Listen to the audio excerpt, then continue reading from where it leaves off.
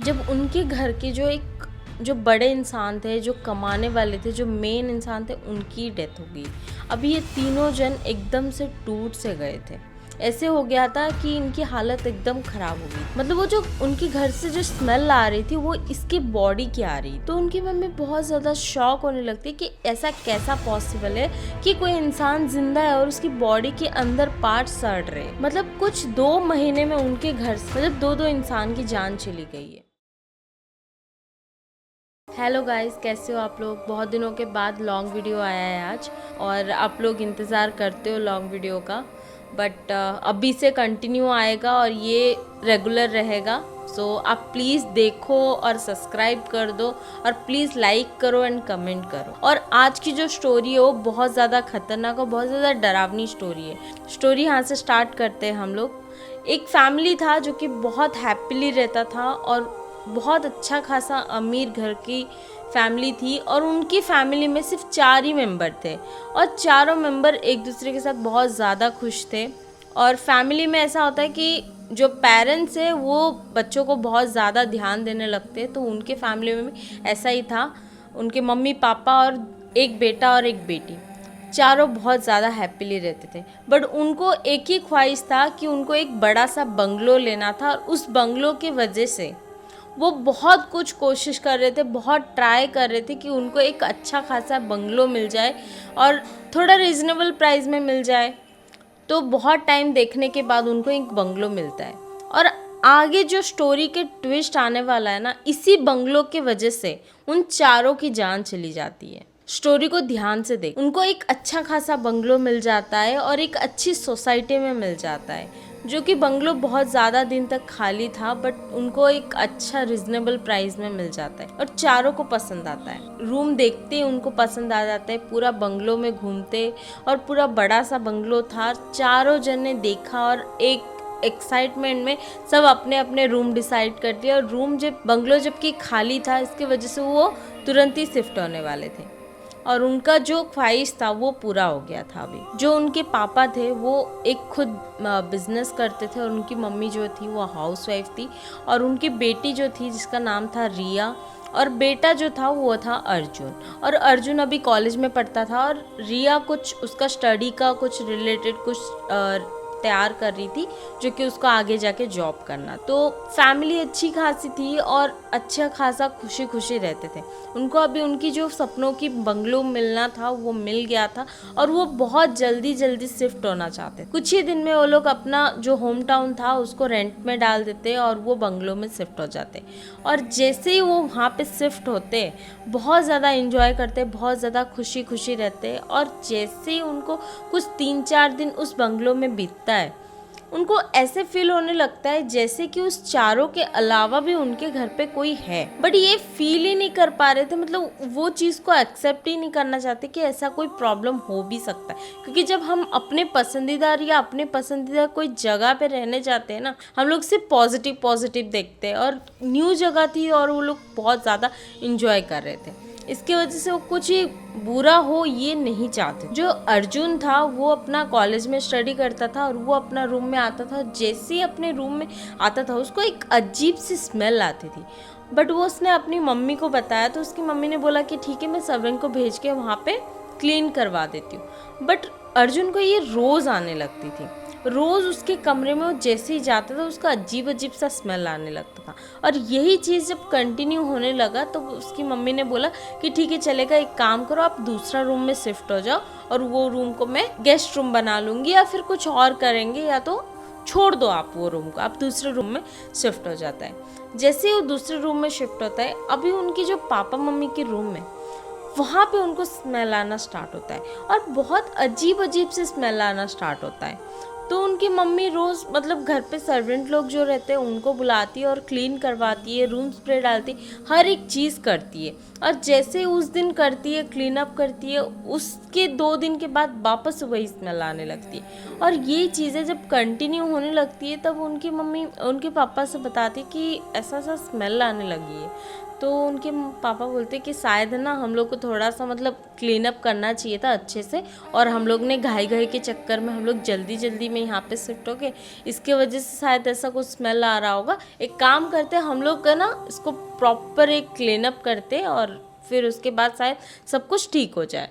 तो उनकी मम्मी भी वही बोलती है कि ठीक है चलेगा, सर्वेंट लोग को लगाती है और पूरे घर को वो अच्छे से क्लीन अप करती है, अच्छे से वॉश करवाती है और पूरा कोना कोना साफ करवाती है। सारी कुछ साफ करने के बाद थोड़ा दिन जाता है, उसके बाद उसकी जो पापा की बिहेवियर है वो थोड़ा थोड़ा चेंज होने लगती है। उनकी जो तबीयत है वो थोड़ा थोड़ा खराब होने लगती है। मतलब वो पहले भी हेल्दी थे और अभी भी हेल्दी, बट उनकी ऐसा लग रहा था कि जैसे कि वो कुछ डिप्रेशन में है, कुछ ऐसा सोच रहे जो कि किसी को शेयर नहीं कर सकते। उनकी मम्मी ये सब चीज़ें नोटिस करती है और उनको समझाने लगती है कि कुछ दिनों से आप ज़्यादा चुप चुप रहने लगे हो, अगर कुछ बात है तो मुझे शेयर करो।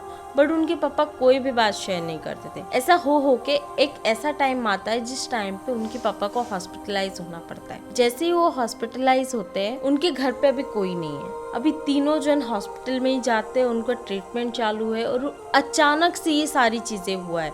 उनको उस बंगलो में शिफ्ट हुए सिर्फ 1 ही मंथ हुए और ये सारी चीज़ें शुरुआत हो गई। धीरे धीरे ऐसा कंडीशन आ जाता है कि उनकी पापा की हालत बहुत ज़्यादा ख़राब हो जाती है। मतलब अचानक से ये शुरू होता है और अचानक से ये कंटिन्यूस रहता है। उसके बाद अर्जुन की भी कॉलेज का जो है वो भी गैप हो जाता है और रिया की जो स्टडी है वो भी बंद हो जाता है और उनकी घर की खुशियाँ थोड़ा थोड़ा करके ख़त्म होने लगता है।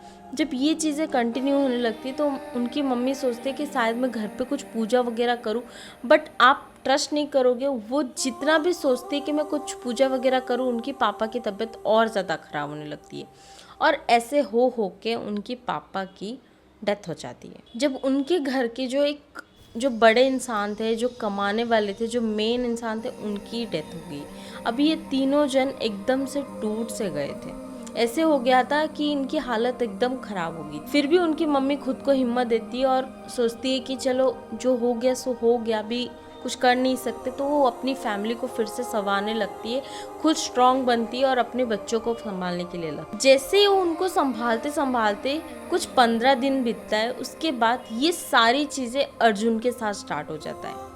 अर्जुन के कमरे में अजीब अजीब सी स्मेल आने लगती है और अर्जुन का बिहेवियर चेंज होने लगता है।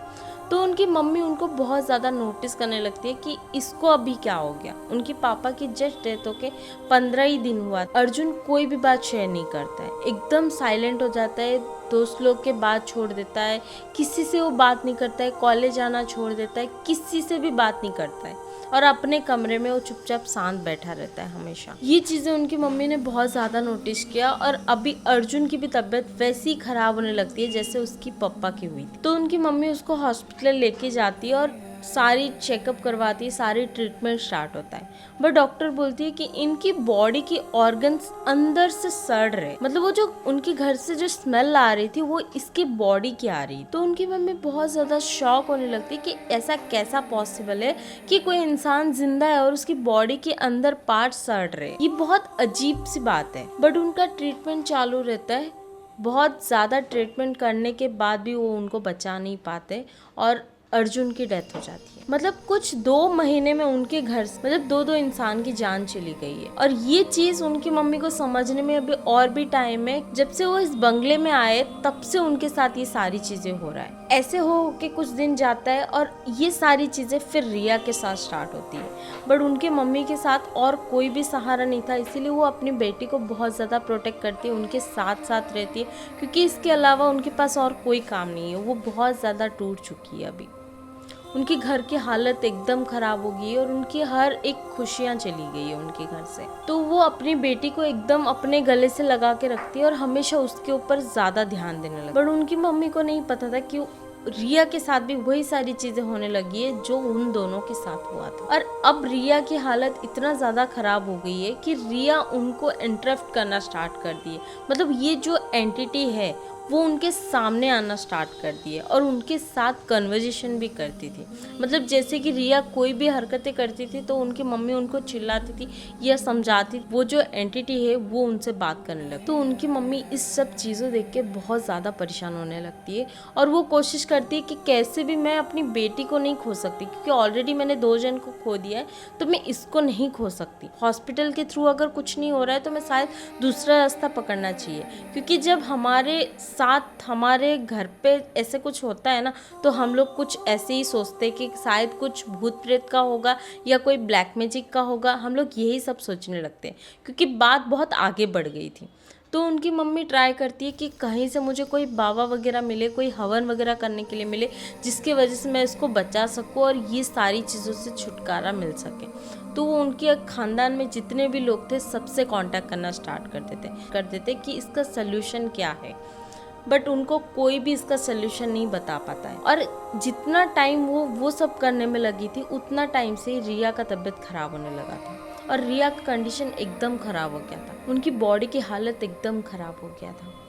उनकी मम्मी सोचती है कि कैसे करके मैं इसको ठीक करूं, बट वो ठीक होने का नाम ही नहीं लेती है। मजबूरन उस लड़की को हॉस्पिटलाइज करना पड़ता है और वो तुरंत अपनी जो भी कॉन्टैक्ट्स है वो सब यूज़ करती है और उसको वापस से हॉस्पिटलाइज करती है। अभी उनकी मम्मी के अंदर भी इतना हिम्मत नहीं था कि ये सारी चीज़ें देखने के बाद, ये सब कुछ होने के बाद वो खुद को स्टेबल रख पाए। उनकी मम्मी की भी हालत बहुत ज़्यादा ख़राब होने लगती है और ये सारी चीज़ें हुआ है उस बंगलों में शिफ्ट होने की वजह से। इस चक्रों में रिया की हालत ख़राब होने की वजह से डॉक्टर बोलते हैं कि इसको बचाना मुश्किल है, क्योंकि इसका भी सेम हालत हुआ होता है जो पहले वो दोनों जन का हुआ था।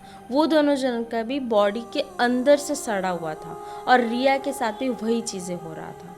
और जैसे ही डॉक्टर बोलते कि रिया को हम लोग नहीं बचा पाए, ये सुन के उनकी मम्मी को हार्ट अटैक आता है और उनकी डेथ हो जाती है।